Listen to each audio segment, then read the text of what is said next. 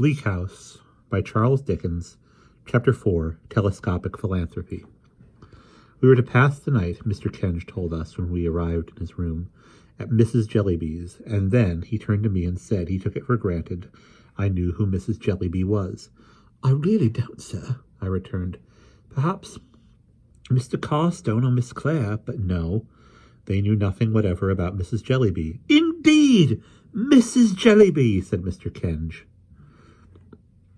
standing with his back to the fire, "is a lady of very remarkable strength and character, who devotes herself entirely to the public. She has devoted herself to an extensive variety of public subjects, and is at present devoted to the subject of Africa, with a view to the general cultivation of the coffee-berry and the natives, and the happy settlement on the banks of the African rivers of our superabundant home population. Mr. Jarndyce, who is desirous to aid any work that is considered likely to be good work, has, I believe, a very high opinion of Mrs. Jellyby." "And Mr. Jellyby, sir," suggested Richard. "Ah, Mr. Jellyby," said Mr. Kenge, I don't know that I can describe him to you better than by saying that he is the husband of Mrs. Jellyby." "A non-entity, sir," said Richard with a droll look. "I don't say that," returned Mr. Kenge gravely. "I can't say that indeed, for I know nothing whatever of Mr. Jellyby. I never to my knowledge had the pleasure of seeing Mr. Jellyby. He may be a very superior man, but he is, so to speak, merged in the more shining qualities of his wife."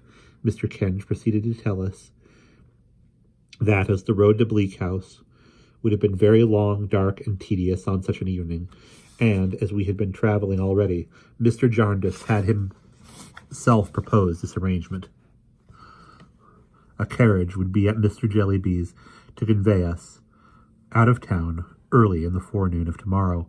Then he rang a little bell, and the young gentleman came in. Addressing him by the name of Guppy, Mr. Kenge inquired whether Miss Summerson's boxes and the rest of the baggage had been sent round.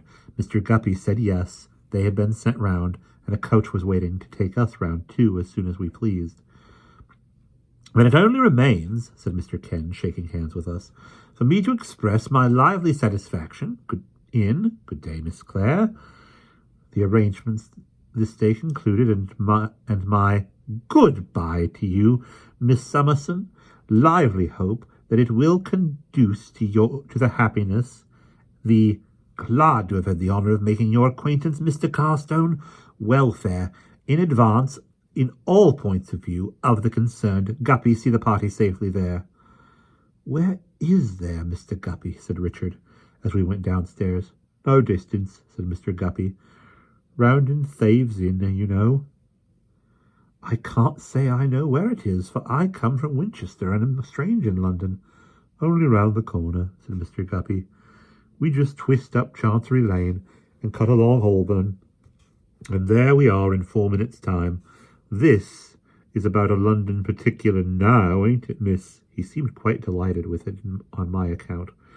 "Not that it affects you, though, I'm sure," said Mr. Guppy, putting up the steps.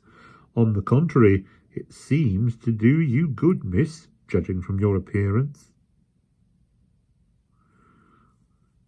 I knew he meant well in paying me this compliment, so I laughed at myself for blushing at it when he shut the door and got upon the box, and we all three laughed and chatted about our inexperience and the strangeness of London until we turned up under an archway to our destination. A narrow street of high houses, like an oblong cistern to hold the fog. There was a confused little crowd of people, principally children, gathered about the house, at which we stopped, which had a tarnished brass plate on the door with the inscription Jellyby.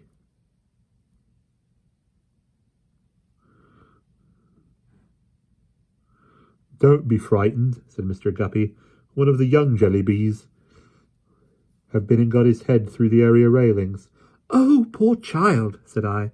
"Let me out of you, please." "Pray be careful yourself, miss. The young Jellybys are always up to something," said Mr. Guppy. I made my way to the poor child, who who was one of the dirtiest little unfortunates I ever saw, and found him very hot and frightened and crying loudly, fixed by the neck between two iron railings, while a milkman and a beadle, with the kindest intentions possible, were endeavoring to drag him back by the legs, under a general impression that his skull was compressible by those means, as I found, after pacifying him, that he was a little boy with a naturally large head. I thought that perhaps where his head could go, his body could follow, and I mentioned that the best mode of extrication might be to push him forward. This was so favorably received by the milkman and the beadle that he would immediately have been pushed into the area if I had not held his pinafore while Richard and Mr. Guppy ran down from the kitchen to catch him when he should be released. At last he was happily got down without any accident. Nobody had appeared belonging to the house except a person in pattens, who had been poking the child from below with a broom. I don't know with what object, and I don't think she did. I therefore supposed that Mrs. Jellyby was not at home, and was quite surprised when the person appeared in the passage without the patterns, and going up to the back rooms on the first floor before Ada and me, announced us as, "Them two young ladies, Mrs. Jellyby." We passed several more children on the way up, whom it was difficult to avoid treading on in the dark, and as we came into Mrs. Jellyby's presence, one of the poor little things fell down a whole flight, as it sounded to me, with a great noise. Mrs. Jellyby, whose face reflected none of the uneasiness which we could not help showing in our own faces as the dear child's head recorded its passage with a bump on every stair, Richard afterwards said he counted 7, besides one for the landing, received us with perfect equanimity. She was a pretty, very diminutive, plump woman, of from 40 to 50, with handsome eyes, though they had a curious habit of seeming to look a long way off, as if, I am quoting Richard again, they could see nothing nearer than Africa. "I am very glad indeed," said Mrs. Jellyby, in an agreeable voice, "to have the pleasure of receiving you.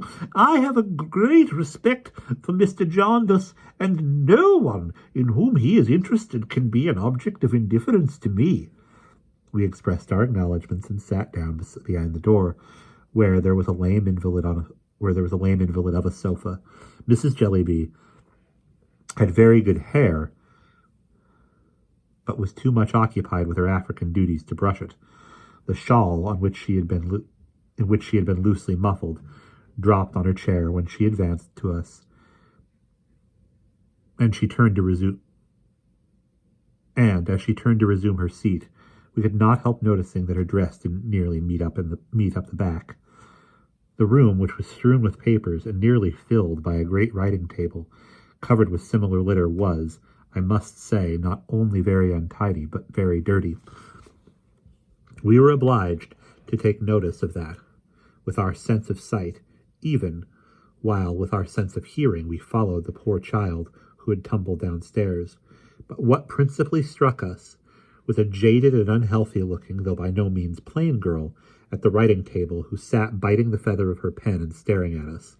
I suppose nobody ever was in such a state of ink, and from her tumbled hair to her pretty feet, which were disfigured with frayed and broken satin slippers, trodden down at heel, she really seemed to have no article of dress upon her, from a pin upward, that was in its proper condition or its right place. "You find me, my dears," said Mrs. Jellyby, snuffing the 2 great office candles in tin candlesticks, which made the room taste strongly of hot tallow, "as usual, very busy, but that you will excuse the African project at present employs my whole time. It invites me in correspondence with public bodies and with private individuals anxious for the welfare of their species. All over the country, I am happy to say, it is advancing. We hope by this time next year to have from 150 to 200 healthy families cultivating coffee and educating the natives of the Borabula Ga on the left bank of the Niger. I said it must be very gratifying. It is gratifying, said Mrs. Jellyby. It involves the devotion of all my energies, such as they are, but that is nothing so that it succeeds, and I am more confident of success every day. Do you know, Miss Summerson, I almost wonder that you never turned your thoughts to Africa. This application of subject was really so unexpected to me that I was quite at a loss to receive it. I hinted that the climate, the finest climate in the world, said Mrs. Jellyby. With precaution, you might go into Holborn without precaution and be run over. You might go into Holborn with precaution and never be run over. Just so with Africa. I said, no doubt. I meant as to Holborn. If you would like, said Mrs. Jellyby, putting a number of papers toward us, to look over some remarks on that head, and on the general subject, when I finish a letter I am now dictating to my eldest daughter, who is my amanuensis. The girl at the table left off biting her pen and made a return to our recognition, which was half bashful and half sulky. I shall then have finished for the present, proceeded Mrs. Jellyby with a sweet smile, though my work is never done. Where are you, Caddy? Presents her compliments to Mr. Swallow and begs, said Caddy. And begs, said Mrs. Jellyby, dictating, to inform him, in reference to his letter of inquiry on the African project, no, Peepy, not on any account. Peepy, so self-named, was the unfortunate child who had fallen downstairs, and now interrupted the correspondence by presenting himself with a strip of plaster on his forehead to exhibit his wounded knees. Mrs. Jellyby merely added, with the serene composure with which she said everything, Go along, you naughty Peepy, and fixed her fine eyes on Africa again. However, as she at once proceeded with her dictation, and as I interrupted nothing by doing it, I ventured quietly to stop poor Peepy as he was going out, and to take him up to nurse. He looked very much astonished at it, and at Ada's kissing him, but soon fell asleep in my arms, sobbing at longer and longer intervals until he was quiet. 6 o'clock, said Mrs. Jellyby, and our dinner hour is normally, for we dine at all hours, 5. Caddy, show Miss Clare and Miss Summerson to their rooms. You will like to make some change, perhaps. You will excuse me. I know, being so much occupied. Oh, that very bad child. Pray put him down, Miss Summerson. I begged permission to retain him, truly saying that he was not at all troublesome, and carried him upstairs and laid him on my bed. Ada and I had 2 upper rooms, and a door of communication between. They were excessively bare and disorderly. You would like some hot water, wouldn't you? Said Mrs. Jellyby, looking round for a jug with a handle on it, but looking in vain. If it is not being troublesome, said we. Oh, it's not the trouble, returned Mrs. Jellyby. The question is if there is any. The evening was so very cold, and the rooms had such a marshy smell, that I must confess I was a little miserable, and Ada was half crying. We soon laughed, however, and were busily unpacking when Miss Jellyby came back to say that she was sorry there was not hot water, but they couldn't find the kettle, and the boiler was out of order. We begged her not to mention it, and made all the haste we could to get down to the fire again. But all the little children had come up to the landing outside to look at the phenomenon of Peepy lying on my bed, and our attention was distracted by the constant apparition of noises and fingers in situations of danger between the hinges of the door. It was impossible to shut the door of either room. Therefore I proposed to the children that they should come in and be very good at my table, and I would tell them the story of Little Red Riding Hood, while I dressed, which they did, and were as quiet as mice, including Peepy, who awoke opportunely before the appearance of the wolf. When we went downstairs, we found a mug with a present from Turnbridge Wells on it, lighted up in the staircase window with a floating wick, and a young woman with a swelled face bound up in a flannel bandage blowing the fire of the drawing-room, now connected by an open door with Mrs. Jellyby's room, and choking dreadfully. It smoked to that degree, in short, that we all sat coughing and crying with the windows open, for half an hour, during which Mrs. Jellyby, with the same sweetness of temper, directed letters about Africa. Richard told us that he had washed his hands in a pie dish, and that they had found the kettle in his dressing room.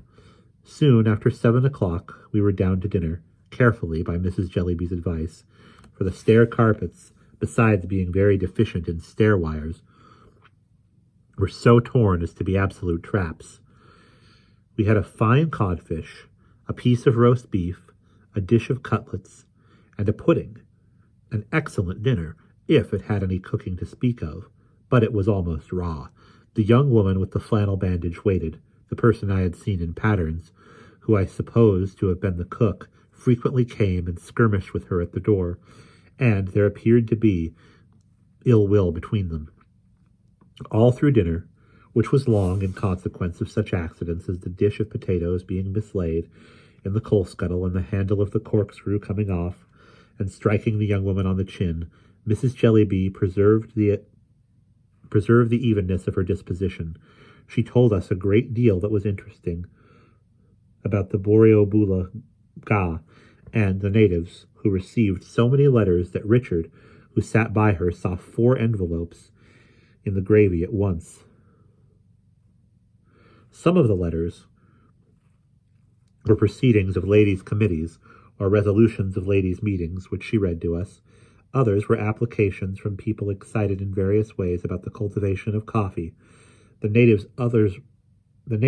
required answers, and these she sent her eldest daughter from the table 3 or 4 times to write. She was full of business, and undoubtedly was, as she had told us, devoted to the cause. I was a little curious to know who a mild bald gentleman in spectacles was who dropped into a vacant chair after the fish was taken away, and seemed passively to submit himself to Boreobula Ga, but not to be actively interested in that settlement. As he next spoke a word, he might have been a native, but for his complexion. As he never spoke a word, he might have been a native, but for his complexion. It was not until we left the table, and he remained alone with Richard, that the possibility of his being Mr. Jellyby ever entered my head. But he was Mr. Jellyby, and a loquacious young man called Mr. Quayle,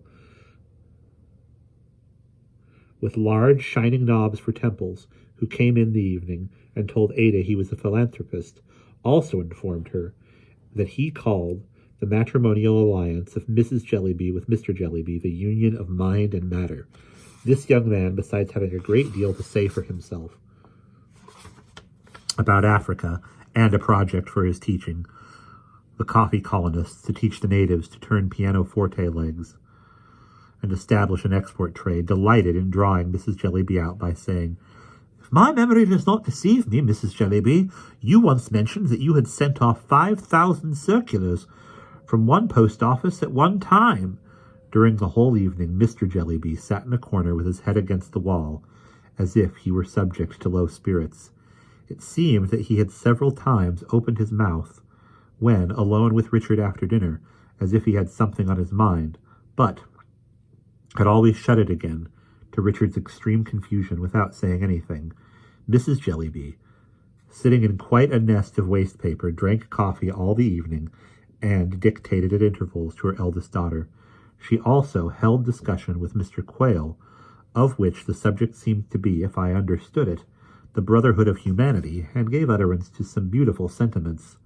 I was not so attentive an auditor as I might have wished to be, however, for Peepee and the other children came flocking about Ada and me in a corner of the drawing-room to ask for another story.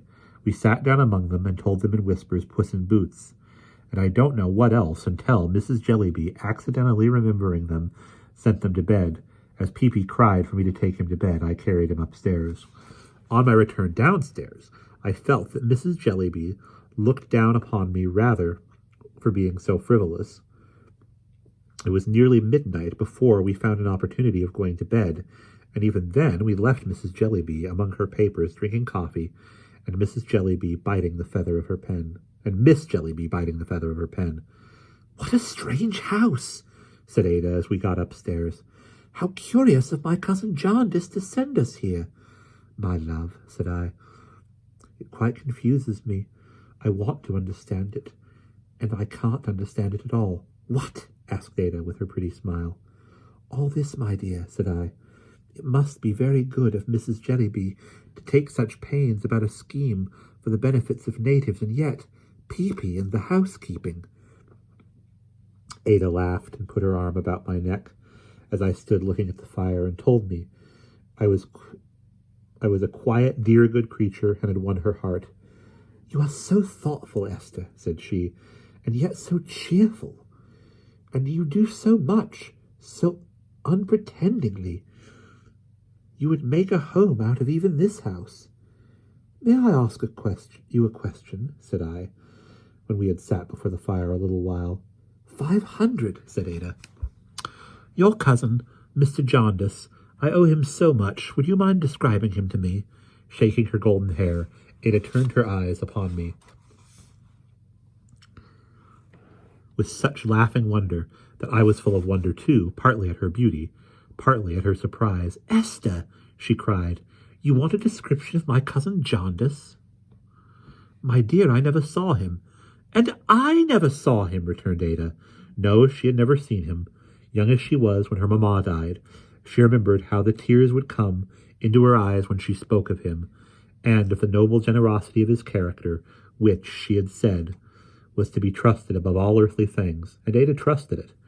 Her cousin Jarndyce had written to her a few months ago, proposing the arrangement we were now to enter on, and telling her that in time it might heal some of the wounds made by the miserable Chancery suit.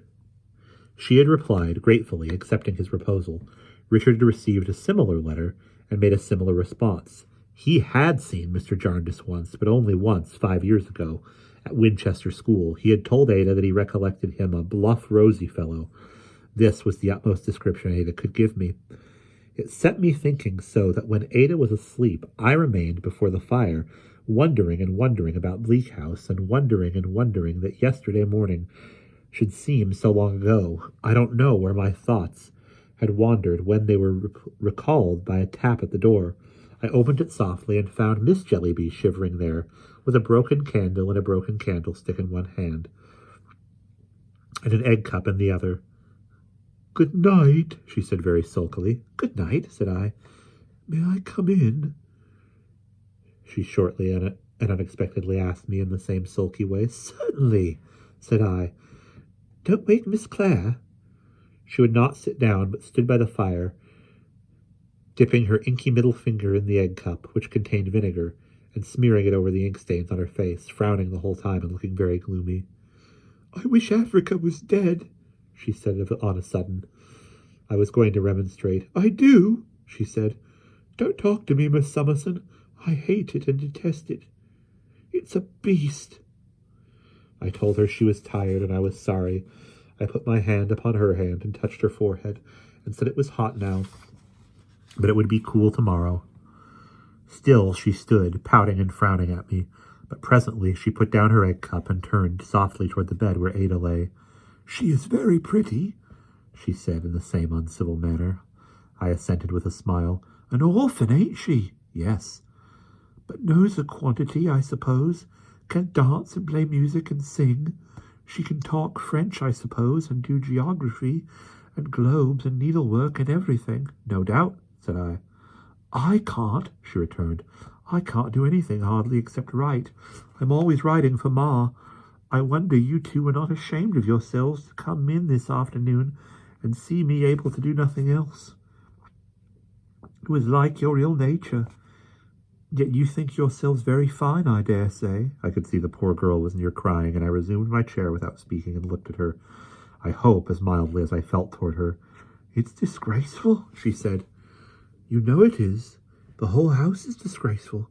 The children are disgraceful. I'm disgraceful. Pa's miserable, and no wonder. Priscilla drinks. She's always drinking. It was as bad as a public house waiting at dinner. You know it was." "My dear, I don't know it," I said.